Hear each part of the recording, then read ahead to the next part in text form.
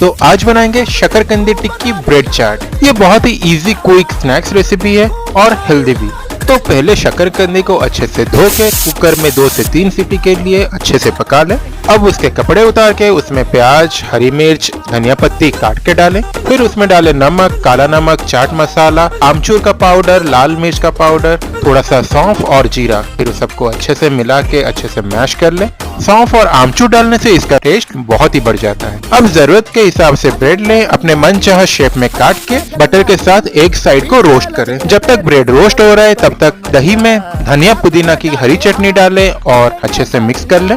जब bread roast हो जाए तो रोस्टेड साइड में टिक्की का मसाला लगाएं और दूसरे साइड में दही का मिक्सचर लगाएं। अब पैन में हल्का सा बटर गरम करके टिक्की का साइड को नीचे रखें और दही के साइड को ऊपर रख के 5 मिनट के लिए पकने छोड़ें। अब इमली का चटनी, धनिया पत्ती, प्याज और अनार डाल के सर्व करें।